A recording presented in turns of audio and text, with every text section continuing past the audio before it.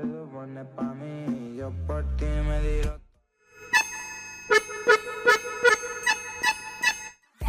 my bra too tight, my booty shaking from the left to the right, my back is aching, I'm so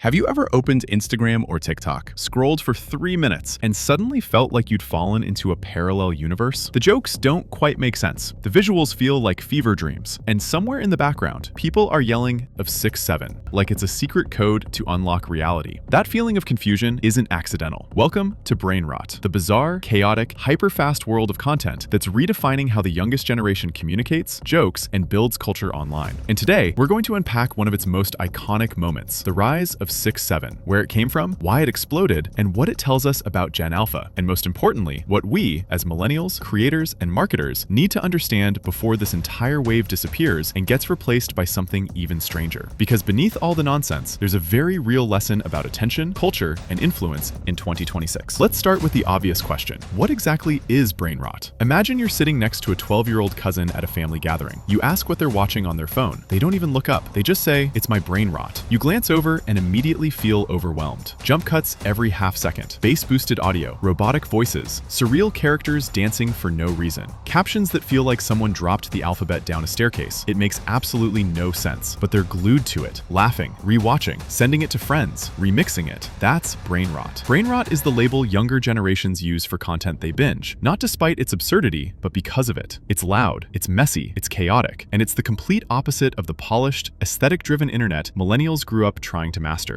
To older viewers, it looks like low-effort nonsense. To Gen-Alpha, it's entertainment, it's humor, it's identity, it's how they communicate online. If you grew up with Rage comics, Vine, and early YouTube, brain rot feels like memes on fast forward. Familiar energy, but at a speed and intensity that feels almost alien. But to kids today, it isn't weird, it's home. Now let's talk about the phrase that seems to sit at the center of this chaos, 6-7. The strange thing about 6-7 is how suddenly it appeared. One week, nobody is talking about it. The next, entire classrooms are erupting every time someone says the numbers 6 and 7 out loud. Its origin is surprisingly simple. The phrase comes from a song called Doot Doot of 6-7 by the artist Skrilla. The hook is literally just the phrase repeated over and over. No deeper meaning, no explanation, just two numbers delivered with confidence. Once TikTok got hold of it, the internet did what it always does. Kids lip-synced to it, edits multiplied, the audio got distorted. Hand gestures emerged. Remixes layered on remixes. Soon, 6-7 was everywhere. Someone yelling it in a school hallway. A dramatic hand motion, as if weighing the universe. Surreal animations. Endless compilations. And eventually, the mainstream media was desperately trying to explain what it meant. Within weeks, 6-7 became a core piece of Gen-Alpha brain rot culture. Millennials watched it happen and had the same reaction. I'm sorry, what? But to younger audiences, it didn't need explaining. It felt funny. It felt familiar. And most importantly, it felt shareable. Because the meaning didn't matter, the feeling did. So why does something like this spread so quickly, while carefully written, thoughtful content struggles to get attention? The answer comes down to three forces shaping modern virality. First, simplicity. 6-7 is short. Easy to say, easy to remember, easy to remix. There's nothing to decode, and that's precisely why it works. In a feed moving at lightning speed, simplicity wins. Second, absurdity. The human brain is wired to notice broken patterns. When something feels unexpected or nonsensical, attention spikes. Absurdity isn't a bug of brain rot, it's the hook. Confusion makes people stop scrolling. Third, identity. Memes are no longer just jokes. They're social signals. If you understand 6-7, you're part of the bandwagon. If you don't, you're outside it. It's the same function memes have always served, just compressed into seconds and amplified by algorithms. When kids chant 6-7, they're not just repeating a phrase, they're signaling belonging. This brings us to what brain rot really tells us about Gen-Alpha. Brain rot isn't random behavior. It's a window into how the youngest generation experiences the internet.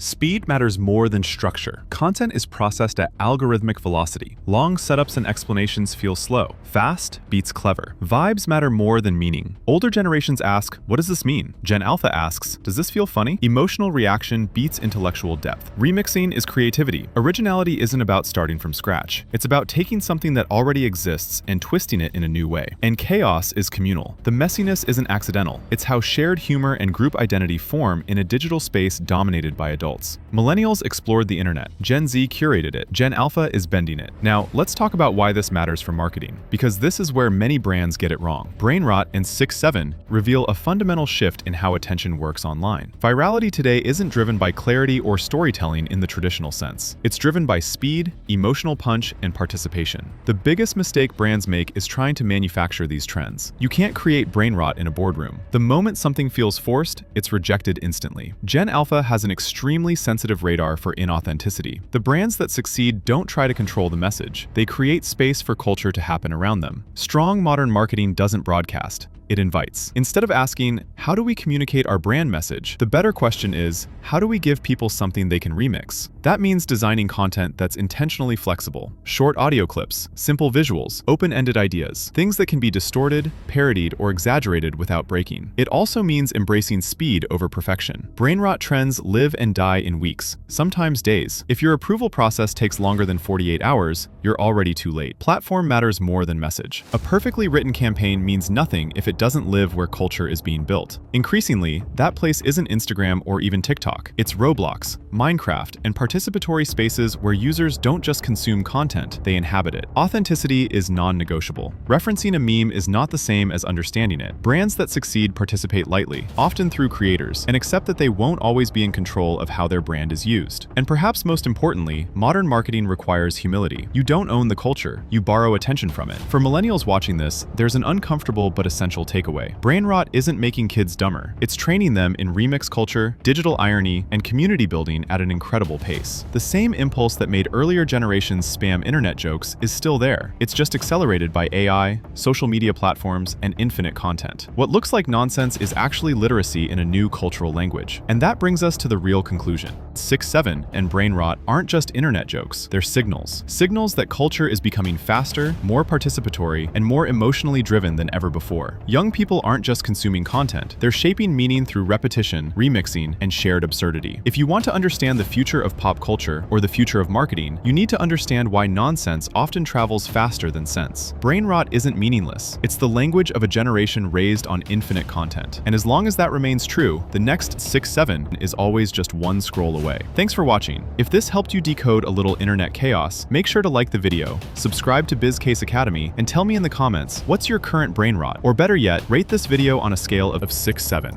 See you in the next one.